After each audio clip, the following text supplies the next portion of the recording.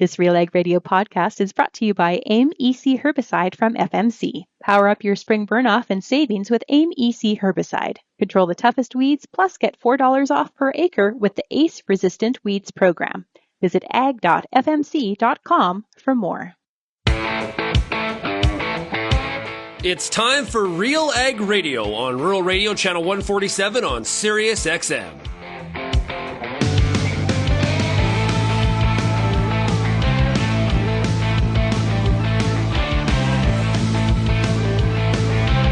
RealAg Radio and RealAgriculture.com is your home for insight and analysis of the issues that are impacting your farm business.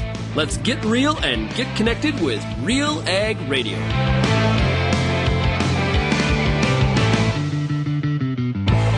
Hello and welcome to RealAg Radio here on Rural Radio Channel 147, Sirius XM. It is Tuesday, January 7th. I am your host of Tuesdays with Lyndsey Smith. And hey, it's good to be back. Did I miss anything? Oh, yes. Our Prime Minister has resigned. So we, of course, yesterday, you will have noted, most of the show was done well ahead of time, just to account for some scheduling issues and travel. And so it was a very big day in Ottawa. And I was on RFD TV at 11, right as our Prime Minister was stepping out of Rideau Cottage and letting the world know that he would resign eventually. Now, I'm sure you've got an earful of this, but there was a lot of speculation yesterday as to what this actually meant. Was he gone immediately? And the answer is, of course, no. He will stay on until a new leader is named. That new leader will become Prime Minister. But for how long? Well, of course, we cannot have monumental news like this, like our Prime Minister stepping aside. We can't have that without delving into it a little bit further. So on today's show, we are going to spend, right at the outset here, we're going to spend a chunk of time talking about what happened yesterday, but also sort of what happens now. So there are several questions, and for good reason, a lot of questions about what happens to the bills that are in the current Parliament, that are in the House of Commons. We do know, of course, that Parliament is prorogued, so essentially paused until March 24th. There is quite a bit of sort of misinformation or just unknowns circling. The bills that are in the House right now do not die on the order paper until an election is called. It is possible, though perhaps not probable, that when the House returns for a new Parliament on March 24th, when everybody reconvenes, likely we'll have a new Liberal leader, we'll likely have a new Prime Minister, and what would happen is possibly the bills, the private members' bills, could potentially pick up where they left off. Government bills could potentially be picked back up where they left off if the House so chooses. However, it is highly unlikely much of that will happen. So there's the technical aspect of what's correct, and there's the eventual reality of what's correct, in that the way it looks, at least right now, is that our government will likely fall shortly after Parliament resumes, and in which case we are headed to an election. Now, there's plenty of speculation. Are we immediately headed to election? Will it be, early May? Could it be summer? Maybe we make it all the way till fall. I can't imagine so. But that is one of the things we're going to talk about. Nic McRoberts is going to join me right after the break, and we are going to unpack some of these questions. And he's got one that I hadn't actually thought of, so really good to think about. And that is, would a new Prime Minister name a new cabinet? And chances are, absolutely. So what does that mean for our cabinet? And how long, of course, will these ministers in this cabinet even exist? So I'm going to ask Nic all of those questions and many more, so stick around for that. I've also got, if you were on social media yesterday trying to find Prime Minister news, you may have noticed, of course, that CES is happening in Las Vegas, as it does this time of year. And John Deere rolled out it's what it's calling the next generation of autonomy and autonomous vehicles, but with a bit of a twist. They actually aren't autonomous vehicles at all. Essentially, John Deere is rolling out its kits that make existing equipment autonomous. Some of you might think, well, it's about time, that seemed like the easier solution than going out and buying brand new, cabless tractors, etc. But here we are. So Nic Dubuc is going to join me as well to talk about John Deere's foray into second generation autonomy, where the fit might be, and where we might see it arriving on farms. Definitely a different tact than perhaps we've seen in the past for how autonomy might work on a broad acre basis, perhaps in orchards, landscaping, etc. So Nic will join me for that. Then, of course, last night was the return of the Agronomists. We did take 1 week off during the holidays. Season 5 kicked off last night, 8 p.m. Eastern. As Sean and Pete would let you know, we talked tillage erosion. So Dr. David Lobb and Phil Needham joined me for the hour. Fantastic discussion. I knew some things about tillage erosion, but didn't, I think, fully realize the scope and the scale of tillage erosion. And frankly, there was even some discussion about what do we actually mean by tillage erosion. And so, to put it in a nutshell, tillage erosion is essentially the moving of soil from higher points in the landscape to lower. Yes, as we drive, sometimes we do move soil from lower to higher, but gravity always wins, right? So typically it gets moved from the top elevations to the lower. This is how we end up with eroded knolls. It's really about tillage erosion. It's really the implements we drag through a field that move soil. Well, is that important though? Does it matter? And so Dr. David Lobb's got some new research that he's published that is super cool. And of course, Phil Needham has just an excellent experience with using zero-till or no-till in Kentucky, high residue areas. And so we had a fantastic conversation, and I grabbed a clip of that. But of course, if you want to see the whole thing, head over to YouTube. It's called The Agronomists. It's episode 180. Or you can head over, of course, to RealAgriculture.com, and we've got that episode and all episodes there as well. So check that out. And then at the end of the day, of course, we've got the news of Prime Minister stepping down, but there's a few other things that we're going to cover at the very tail end of the show. I'll get into some of the news.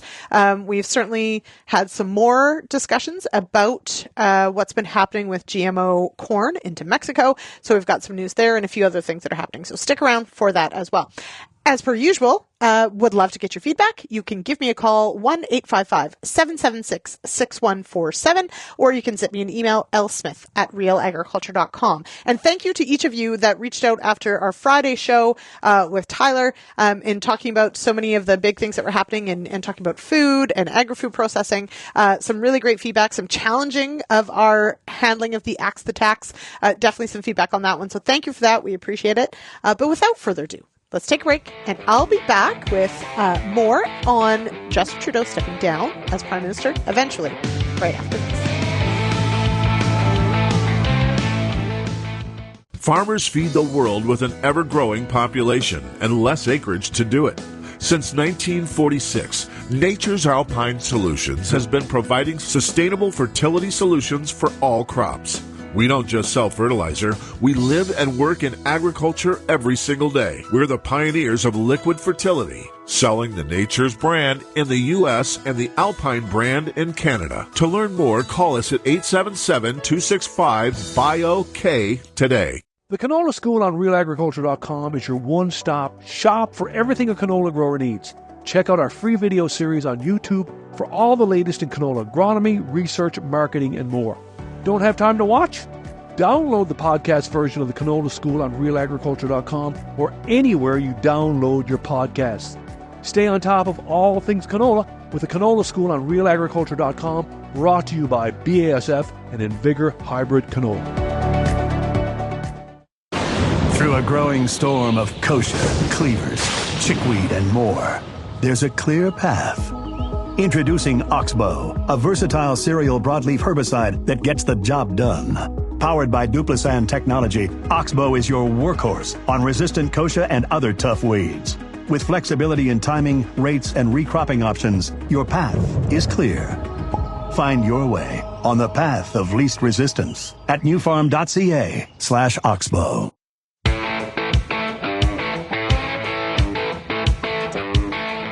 Welcome back to RealAg Radio here on Rural Radio, Channel 147, Sirius XM. This segment is brought to you by Crossroads, Alberta's Crop Conference. The conference is back January 28th and 29th in Edmonton. Crossroads is designed to empower attendees with cutting-edge insights, technological advancements, and sustainable practices crucial for modern farming. Future-proof your farm and get tickets at crossroadscropconference.ca. All right, I am Lyndsey Smith with Real Agriculture and RealAg Radio, and joining me now, it's Nic McRoberts. He's Vice President with Winston Wilmont. Welcome here, Nic. Thanks, Lyndsey. Great to be here. Well, Monday was exciting. For those of us who follow politics, and frankly, for every Canadian, but there are perhaps, with Justin Trudeau's news yesterday of announcing his resignation of Liberal leader eventually, there's perhaps just as many questions as knowns. So maybe let's start there. One of the key points here that I think was missed maybe early on was that while Trudeau has announced his resignation, it's not effective necessarily immediately. There will be a leadership race. So what do we know there? Yeah, so what we know is that he is going to stay on as leader and by extension prime minister until a new Liberal leader is elected. At that time, ostensibly, from what we've seen, he will step aside and that Liberal leader will become the prime minister. Very similar to how Kim Campbell became prime minister after the Mulroney government. Perhaps an excellent example, depending on how the next election goes. Very well could be. Yes, exactly, but maybe not. So we will see. So that of course. So let's stick with that for just a moment. A leadership race has started ostensibly. However, as of right now, we don't know when it would go to a vote, when we may see that leader. So it is plausible that he may be leader and prime minister for a little while yet. We don't actually know sort of when that deadline is. Correct. It sounds like it could be, several weeks. I would suggest it wouldn't go all the way up until the March 24th kind of prorogation date, but right. We've got Prime Minister Trudeau for another several weeks at least. Probably. Okay. Now that's the second part, is that while it was not, perhaps he didn't sort of lead with it when he made his announcement, he had visited the Governor General. Prior to this, he did ask to prorogue Parliament. That was granted. So we know now that Parliament, of course, will not start sitting until March 24th. What happens in a prorogation? Like do the MPs basically just have a holiday and you just wait to go back? Like, what does this actually mean for sort of all the bills that are in the House, the business of government? Yeah. So prorogation is a mechanism that the head of state has. So the head of state being Mary Simon, the Governor General. And on the advice of the Prime Minister, basically ends the current Parliament. After each election, we hear about, the new Parliament coming in, the 40th, the 41st, the 42nd Parliament. And prorogation is basically ending that Parliament early.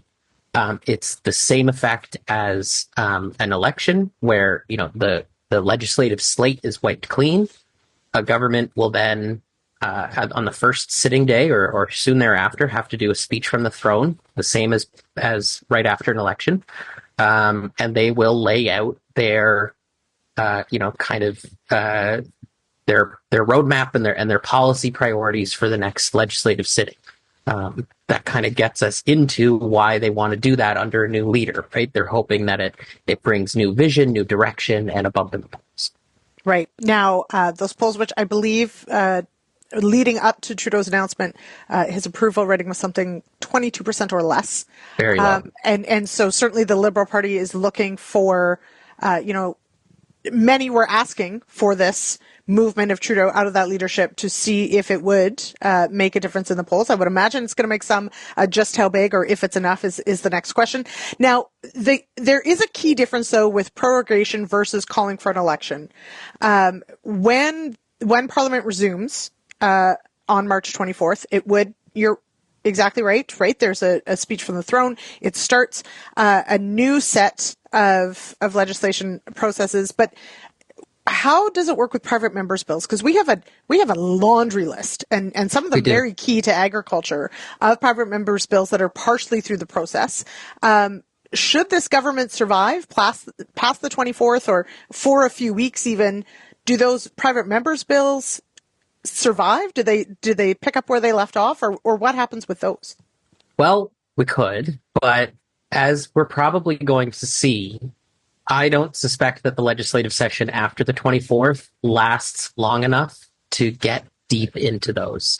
We are left in a position where the opposition parties, the Conservatives, the NDP, the Bloc maybe less so, but are saying that they're not going to support the government. And the Conservatives today seemed fairly, certain that this is a Liberal Party issue, not a Justin Trudeau issue, as much as they would have liked to campaign against him. And I don't see a government having enough life after the 24th to even go through those processes of those bills. In fact, if this process does what the Liberals want and starts to increase polling numbers for them, I'm even more certain that time after the 24th won't be long, because the Conservatives will want to capitalize on their high numbers as soon as possible. So it's my understanding that one of the reasons that the 24th will happen is that we do need a supply motion to keep the government running. That's essentially to keep the money flowing, to keep public servants paid, etc. Yeah. Is that a confidence motion? Could it fail right from the get-go?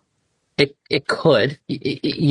Any spending bill is considered a confidence motion, right? So anytime there's money being voted on in the House, that's considered a matter of confidence. So, a speech from the throne will be the very first thing, even ahead of those appropriation bills. And it could be that the speech from the throne doesn't even get, passed.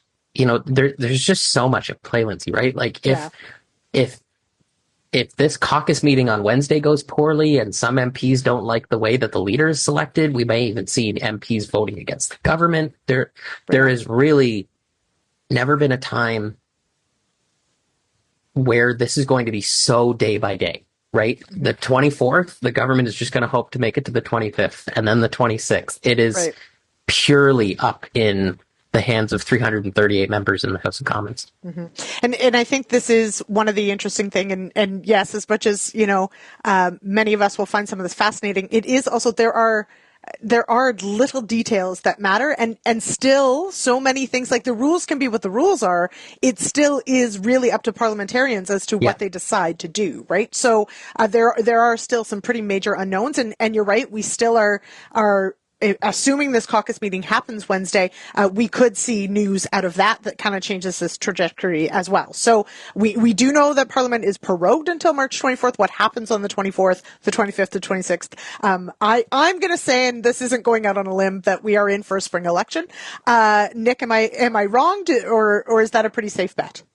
I think if it's spring or it's summer, we won't get to October. I'm usually a pretty safe better, so I don't want to say how quickly it's going to be, but this is anybody's choice, and I think it leaves the Liberal Party's in a bit of a lurch here. Mm-hmm. Okay, so now let's focus in specifically on two things that I think are really important. The one is that I hadn't really even thought about until you mentioned it just before we went to air, that if we get a new leader, we potentially get a new cabinet named as well. I hadn't even thought about that. And what does that mean potentially for agriculture? Yeah, so a new leader would have their complete prerogative to bring in a new cabinet. And in fact, if some of the existing cabinet members decide that they want to run for leader, convention would have it that they resign from cabinet. That's right. So, if we have a Melanie Joly, a Dominic LeBlanc running as cabinet ministers, we need a new finance minister. We need a new foreign affairs minister. I'm sure, we've all heard rumors of my former boss, Lawrence McCauley, stepping back. And so, if all of those changes happen, Canadian ag could be faced with not just a new government and an unstable government, but a new representative at the cabinet table.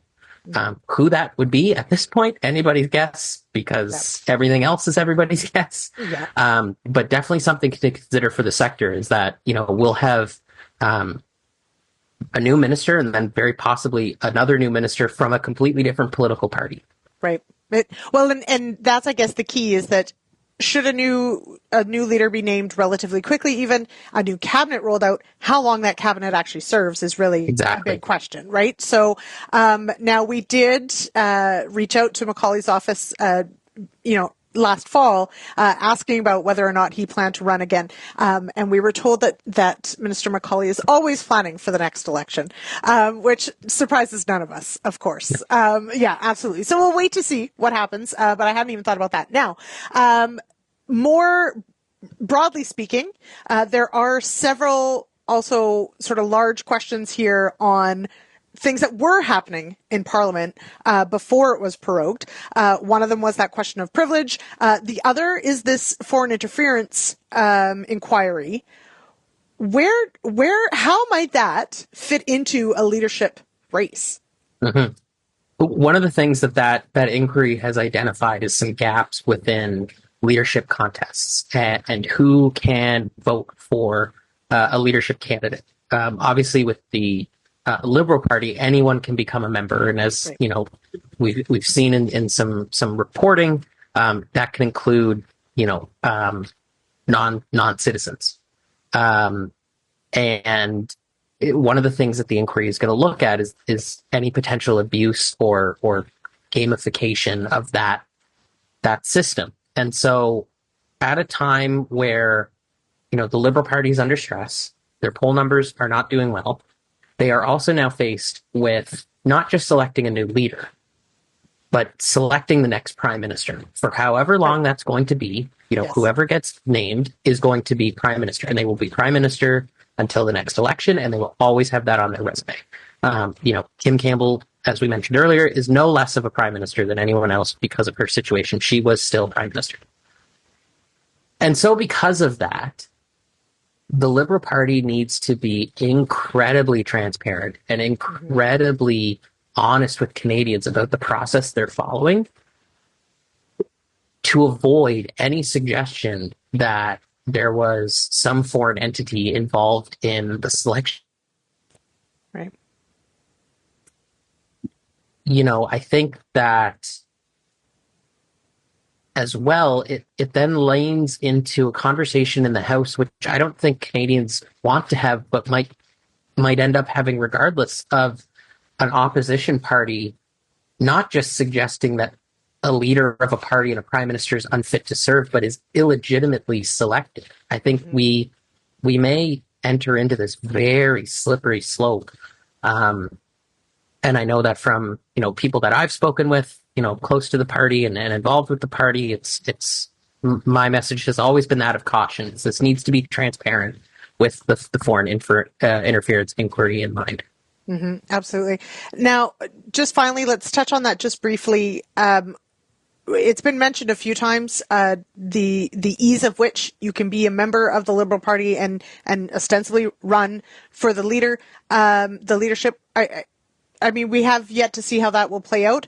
But why is that so important? You've alluded to it in some ways, but is this going to be just a giant mess because of this, or how might this unfold? It could unfold in two ways, right? So I keep harping on transparency and they need to be clear, but that doesn't mean that the same rules need to be followed as have in past, right? It doesn't mean that, the party may choose to have a full regular leadership campaign. Right. That's going to be very expensive. It's going to have to be done in a very short time frame, but that would involve, members of the Liberal Party. I don't know what that number is, but it's thousands of people. And it would involve a Herculean effort to bring those votes together. What they could also do, and I saw former Prime Minister Chrétien's former Chief of Staff, Eddie Goldenberg, talking about this, was this idea of having the caucus, the National Board, and individual riding associations presidents have a vote, and they be the ones to select the leader. The context behind all of this, right, is this person is not going to be a long-term leader and prime minister. So you have to weigh for the Liberal Party the effort behind what this actually means. And, there's so much involved in that effort, right? Foreign interference stuff, the money, this is a very expensive endeavor. So I know that on Monday night, the National Board met. The outcome of that, I'm not sure about. I'm sure that was a very long meeting, and the meeting on Wednesday with the caucus will also be long and arduous, but they just need to come out, frankly, and lay their plan out for Canadians to see. Right. I think one thing, if we've learned anything in the last little while, is that rules are important, but also how rules get applied is there's still a lot that gets sort of decided as far as the immediacy of all this, the cost of all of it, as you said, and realistically, this initial leadership race anyway, potentially is to choose a prime minister, which is very important, but it might be one that serves a very short amount of time and heads to election. So, Nic, thank you so much for joining me on the show today. All right, we will be back with more RealAg Radio right after this.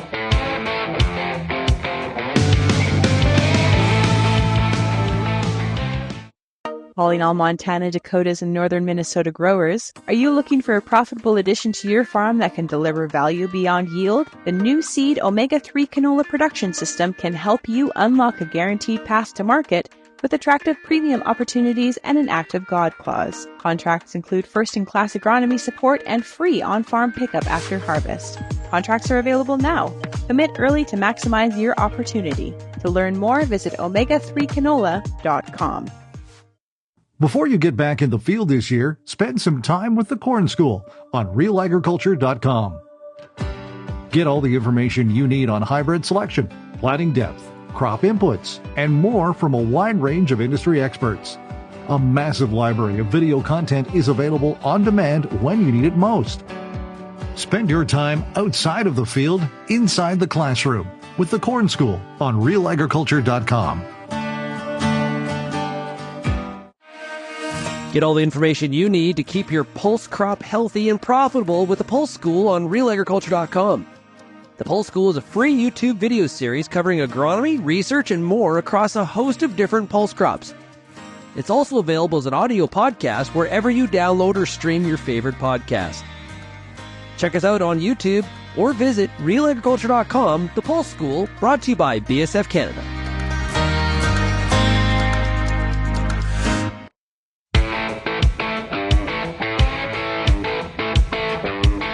Welcome back to RealAg Radio. I am your host, Lyndsey Smith, and this segment is brought to you by Genesis Fertilizers.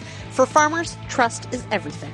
Genesis Fertilizers is making real progress toward providing reliable, locally produced fertilizer. Join the ownership group and protect your bottom line. Learn more at genesisfertilizers.com/credibility. Well, from one Nic to another, it's time to talk autonomy and autonomous vehicles with Nic Dubuc. Nic, how are you? Very good. Now, for anyone who was following along earlier this week, yes, there was some large political news out of Ottawa. Let's not ignore that. But there was also a rollout at CES 2025 in Las Vegas from John Deere. And I watched, and probably a lot of people did watch as well, watched the rollout, but also watched your comments on X and wanted to sort of capture some of that here for our radio audience. So first impressions, first blush, what did you think of the rollout from John Deere? And I thought that was interesting. You know, how Deere is really pushing, I guess, broader market than just row crops. You know, there's been a lot of focus initially since 2022 with row crop tractors, autonomy, for tillage and stuff like that. And this time there was a small part at the beginning about row crops, second generation autonomy on the big tractors, but there was a pretty significant focus on specialty crops, which I thought was interesting. And that's kind of what I've been seeing since the beginning of discussions about autonomy, where it makes a lot of sense in specialty crops, but also with construction equipment where they're getting more into it, and even you know, landscaping, which, so they're really trying, I think, to fit that technology right across their product lineup, but not just big focus on row crops, because I think there is actually a lot of really good opportunities outside of row crops. So a few things as well. And I really, the how it started, how it's going kind of discussion is an important one, right? I mean, you've been to Agritechnica many times over. The focus has been on autonomy, self-driving tractors, etc. But what struck me in this announcement really is it's sort of a move away from this sort of standalone autonomous unit and really is more about, hey, here's what you can add to existing units to decrease the labor demand, right? So, I think a lot of it has to do with, I mean, it seems like we've been talking about some sort of autonomy since GPS systems came along in the early 2000s. So I get that feeling a little bit like self-driving cars. It's taking way longer than I think people expected or even manufacturers expected. And they're starting to figure out that, it's going to be a step-by-step approach where, a farmer is going to start with maybe one unit, but not every job on the farm can be autonomous. So at one point, CNH had that cabless autonomous tractor they were showing. Well, that's all nice, but only works if everything on the farm that tractor does is autonomous. Now, I don't think they're at that point yet, so they're really trying to find a solution where you can, start with one toe in the water, I guess. Yeah. We'll give it a try to autonomy on an existing unit and then, maybe another one and another one. Or, you can order factory installed solutions as well. But it's, I think they're seeing more a step-by-step approach. And they're moving away. You're mentioning Agritechnica and some of the dedicated autonomous units. It really seems like a lot of the innovation stuff they were showing back in 2019, that was a big year for innovation where they were showing ideas and concepts. That is just going nowhere. That kind of disappeared off the map. The best example I can think of is that huge drone that was suspended. I mean, we saw it there and then never heard from it again. Right. And it probably moved away from that. So I think as they develop new solutions, as they test them, as they work with farmers, they probably realize some of the opportunities with the new technology and some of the bottlenecks as well. Mm-hmm. And that kind of steers their decisions or their approach. So that's why I'm kind of feeling it's more of a step-by-step approach. Now they're saying, okay, well, we can do bigger tractors, wider implements and planters, but I still think it's going to be very much focused on tillage for now, especially on the row crop side of things, because there is the whole aspect about monitoring the implement you have behind you. Yeah. And that's where some of the specialty crop stuff made a lot of sense to me, because some of those applications, spraying in an orchard, there's no ground engagement. It's really driving between rows. The rows don't move from one pass to the other. So I think what we're seeing is, I guess, a natural evolution based on their trial and errors and testing and developing technologies. I'm one for puns. So I will say, it does feel like they're capturing low-hanging fruit here, if you will. They are. I mean, but you're right. We're talking about, the orchard applications for the air blast system. I mean, exactly that. You're not trailing an implement, per se, right? It's not ground contact. You would hope the trees don't move. And they're quite large objects to be able to potentially use LiDAR and these sorts of things to guide these systems. Yeah. Right. So to me, it makes sense. I do find it interesting though, and for the broadacre application, as you mentioned, sort of focusing on that tillage pass, it's sort of funny. Isn't that how most people learn to drive tractors and implements, is you start everybody on the harrow and you learn on the harrows, and then you eventually graduate to doing other things. So I find it interesting that we're kind of taking the same tack. It's funny because I was having that discussion with a friend yesterday after the launch and everything, and I was just pointing out really what I'd probably want to put autonomy on first on my farm. That would be like the tractor that pulls the roller after drilling beans, or the tractor that's going to be tedding hay or raking hay, or stuff that's not too complicated. And that was my friend's response was, okay, so basically all the kids' jobs. Exactly. And really that you started there, and then you're going to move up the chain to more complex stuff. And I'm still trying to wrap my head around some of the more difficult applications, even planting to a certain extent because of all the monitoring. You want to make sure everything's working fine, everything is uniform. But I guess the holy grail of automation is probably harvest.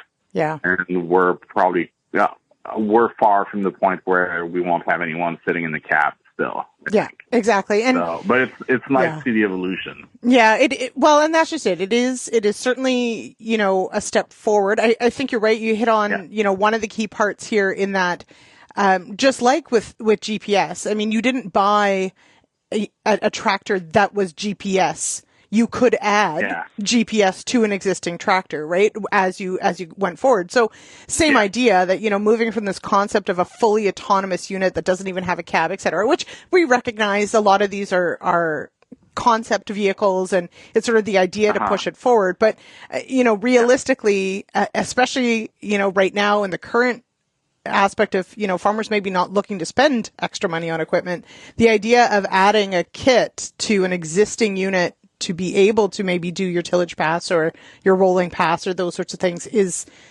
I think a much more manageable decision than, investing in a whole fleet of autonomous vehicles. Yeah, exactly. And I'm still curious about the price point of the technology, and even to a certain extent, what will the business model be? Yeah. Are they going to be selling the hardware and selling a license like they do with current GPS stuff? Or I think some of the Gen 1 units that they were kind of pushing since 2022, probably a very limited release. I think that was on a lease basis. So I'm curious how they're gonna approach this. And really, ultimately, I was thinking yesterday after the launch, what's the upside for the farmer? How do you get your money back from investing in those systems? And ultimately it comes down to, you look at a tractor on your farm and how many hours you put on that tractor, how many of those hours can be autonomous, and how much you pay your employees. Yeah. And that's going to give you, okay, well, I'm putting a system on a tractor that does 200 hours a year, and I could do most of them autonomously. Well, that's going to be that 200 hours a year multiplied by whatever salary you're paying. So that's where, the specialty crop stuff I thought was interesting, because those tractors usually rake in a lot of hours. Yeah. So it may actually make more sense in some of those places. But, I mean, there's a whole, labor management aspect that we kind of have to think about, because, for a big farm running multiple units, I think it can make sense. But if you're a farm, you have a single planter, and then basically you have Uncle Jim that helps you in the spring on the cultivator and in the fall on the grain cart, for example, are you going to invest in autonomy to replace Uncle Jim? Or, it's the dynamic, I think, is going to be very different depending on the farm size and their labor structure. Mm-hmm. And that, for John Deere basically came out sort of, even their press release, it starts out with this discussion of the labor shortage or a tight labor market for construction and agriculture as well. So definitely the focus there, and exactly that, the numbers. Well, we see that with a lot of things, right? The numbers on high value crops tend to work out a lot quicker than perhaps on wheat, let's say, but still an application. All right, Nic, we're going to leave it there for now. Thank you so much. Thank you for following along. It has been really neat to see what's going to happen. And I guess we see if this becomes the trend, if we see other companies sort of following suit. Yeah. Yeah, I think it's going to be interesting to see who's next. Yeah. Who's moving next. So. Yeah. All right. Well, we'll keep track. All right, Nic, thanks so much for joining me here on the show. We're going to take a quick break, and I'll be back with a clip from the Agronomists right after this.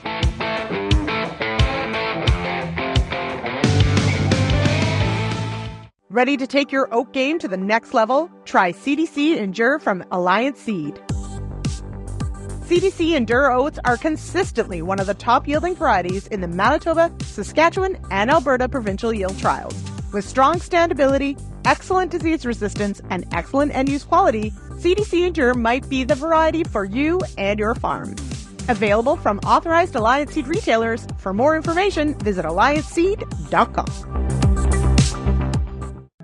Lima Grain Cereal Seed brings you best-in-class performance for winter and spring wheat, including 12 national wheat yield contest winners in 2024. With the most extensive coaxium portfolio and over 15 top-performing varieties, Lima Grain delivers superior genetics to control grassy weeds when you need it, fall or spring. Boost your yield potential today. Visit limagraincerealseeds.com or call your LCS Regional Commercial Manager for more info.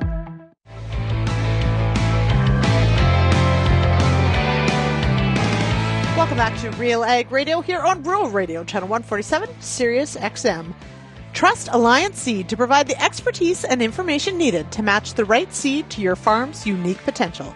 Every seed starts a story at Alliance Seed. Start your success story by visiting allianceseed.com. All right, as promised, it is time now for a clip from last night's episode of The Agronomists. We had Dr. David Lobb and Phil Needham, who joined me to talk about tillage erosion and the fact that tillage erosion, so the moving of soil from one area, usually the hilltops, to the lower depressions of a field, the impact it can have, the fact that it happens so often and with every implement we drag across the field, and what the impact may be. As well. And then, of course, the key question, if we know it's happening and we know it's bad, how do we stop tillage erosion or slow it down? And can we correct it? All of that was covered. The entire episode you can find on our YouTube channel, or you can head on over to realagriculture.com/agronomists. And of course, you can also find it on our podcast feed as well. So check out just the audio if you'd like. All right, here's a clip of my conversation with Dr. David Lobb and Phil Needham. Of course, when we till soil, we do leave it open, potentially more likely to, as she says, fly or float. So that is a consideration, that we're not just moving soil, we're potentially breaking it up and exposing it, to other forms of erosion. And that speed is a factor. But she also talks about the different implements. And so, David, I'll go to you first on some of the work that you've done and what we looked at. There's discussion that, these conservation tillage implements maybe are not as benign as we've been led to believe. Why is that, if that is the case? A great example is the chisel plow, which was the alternative to the moldboard plow, and doesn't go as deep, leaves residue on the surface, so it's considered to be an ideal alternative to the moldboard plow. If you don't want to go to no-till, you just want to reduce your tillage. The only problem is, as Marla describes it, she's an excellent advocate for this work. The moldboard plow doesn't actually move soil very far. It just rolls it. There's some that goes, and we do very detailed measurements of how far soil gets moved.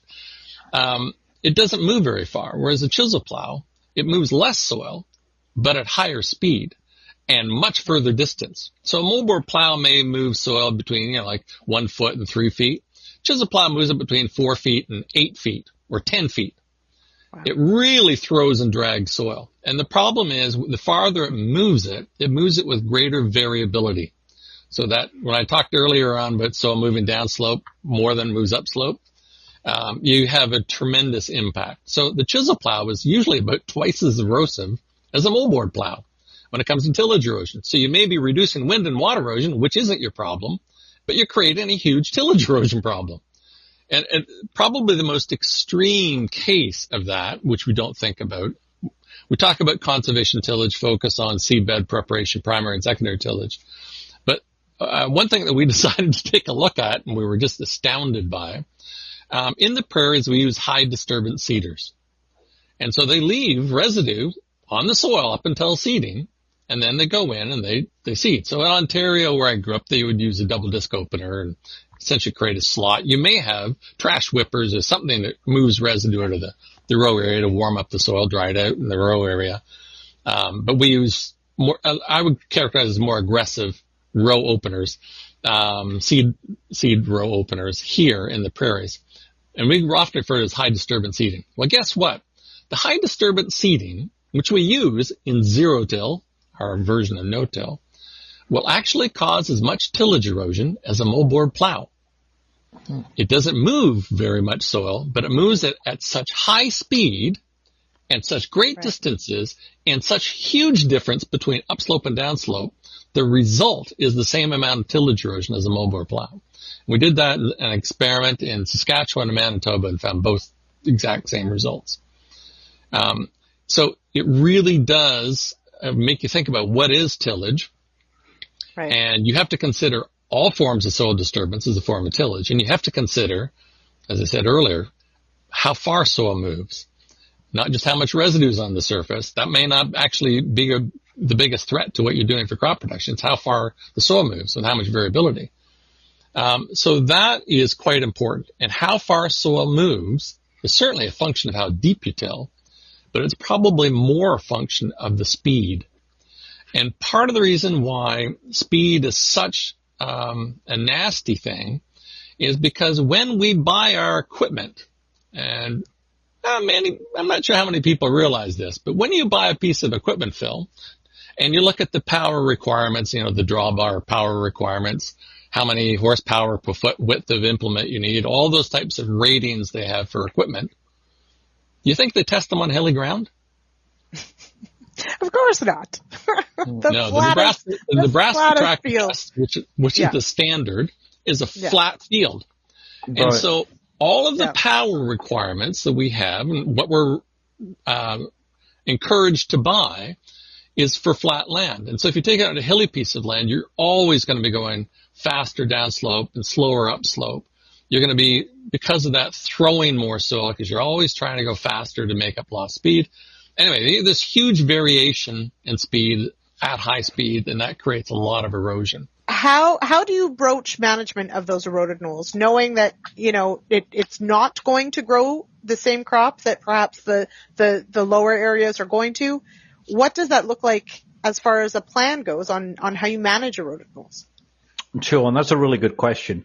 There's a lot of variables behind that question, but I'm going to say in generality, number one, we've got to grow as good a crop. Job number one has got to be to grow as good of a crop, whether that's a cereal grain that you're raising for income, or a cover crop, which is obviously getting you some biomass and some rooting mass in the off season, assuming you're in an area where there's moisture and growth potential. Here in Kentucky, we've had a massively warm fall. I had tillage radish that I sowed on the field next to the shop where I'm at now, and it was still living till about the middle of December. Now, we had a cold enough event, it killed it. But we've had a very mild fall, which was very good for cover crop growth. So after the soybean came off here, we planted actually a mix of different cover crops, of which one of the crops within it was tillage radish. And they have some benefits in addition to the crimson clovers that we use for going ahead of corn, ideally. But I think doing the best job you can in those eroded areas. Obviously, number one, you've got a plan to try and reduce erosion over time, trying to reduce the number of tillage passes or eliminate tillage altogether, perhaps. Grow as good a crop as you can, which may mean some additional nutrition, some additional NPK if the soils are found to be low or deficient. Maybe some manure. There's some chicken houses around here. There's some cattle farms. Applying some site-specific manure to those eroded areas, I think, could be beneficial. Anything that you can do to add some life and some organic matter to those hills, I think, could be huge. All right, we're going to leave it there. As I mentioned, check out the entire episode. It challenges a lot of perhaps what we've been focused on as far as conservation tillage goes, and there's a reason for that. So Dr. Lobb's work has essentially sort of laid out where a lot of our, let's say, conservation practices when it comes to soil management have focused on decreasing the risk of soil moving off the field by water or wind, for good reason, of course. We don't want that either. But on the grand scheme of things, farmers are losing more by tillage erosion and ending up with eroded knolls that are non-productive or less productive areas of their field, they're losing more production-wise and profitability-wise due to that than they're losing to potential runoff, etc. Now, obviously, there's an environmental angle. There's a reason we don't want soil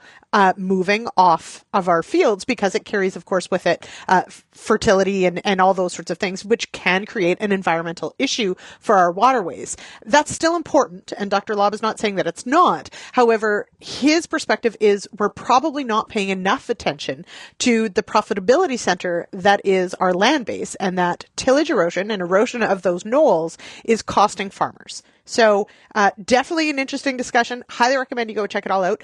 We're going to take a quick break, and I'll be back with just a few of the top stories that we're following, and we'll be back with more right after this.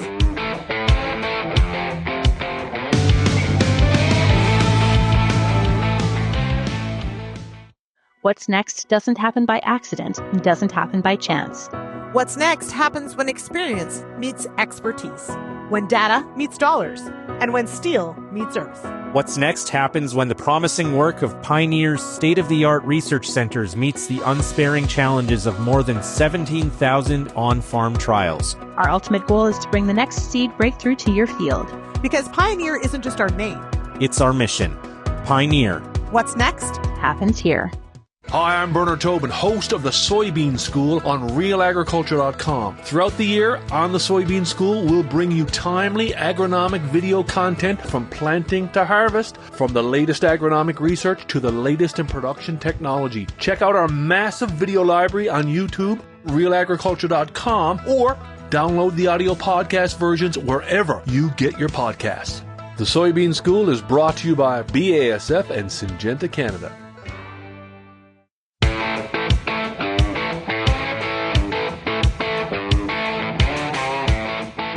Welcome back to Real Ag Radio here on Rural Radio, Channel 147, Sirius XM. I am your host for the day, Lyndsey Smith.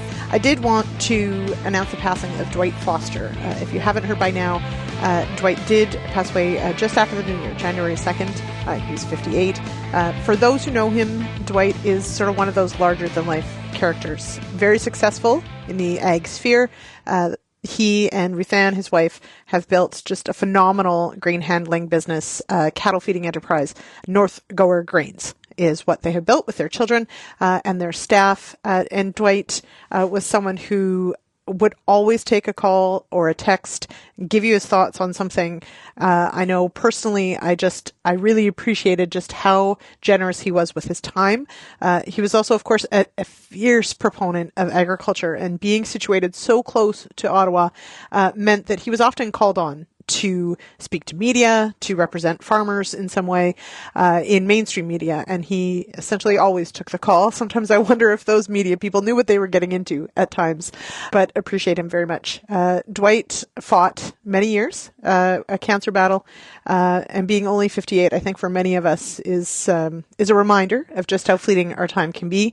But goodness, to have accomplished as much as he did in that short amount of time is pretty phenomenal. My condolences to Dwight's family, and I know, and certainly just sharing the news on Real Agriculture and within my own sphere here in the Ottawa Valley, so many great stories of the impact that Dwight has had. So his funeral is on Friday. For those who are perhaps interested, there are details online, and you can head to realagriculture.com as well, and we've got a link there if you're looking for those details, 11 a.m. on Friday. All right, just quickly, before I let you go, we are, of course, in gathering mode as far as what we'll talk about on Friday's issues panel. There's so much happening with this Liberal leadership race happening.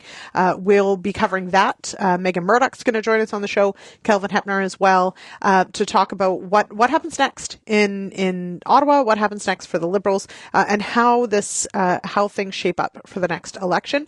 We also, if you hadn't heard, we've been following along, of course, on the trade file. We know that the Trump inauguration happening in a couple of weeks potentially brings in some pretty significant tariffs. We have been hearing sort of both sides. We've been hearing that tariffs will be across the board, all the way to note there'll be carve-outs to it kind of depends on what Canada offers. So we're also tracking what we might see just after inauguration, and how Canada as a government deals with that without a functioning parliament at this time.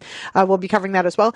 We did also get word from the Canada Grains Council in support of the latest dispute resolution under CUSMA or USMCA regarding genetically modified corn exports into Mexico. And we'll be following along that as well because, of course, there is this question of non-tariff trade barriers and the acceptance of GMO products. So that is one that Canada, of course, is following closely, even if the dispute is, of course, between the U.S. and Mexico. All right, I'm way over time. I got to wrap this up. I'll be back, of course, for the Friday Issues panel. Your regular host, Sean Haney, is back in the host seat tomorrow. Cheers, everybody.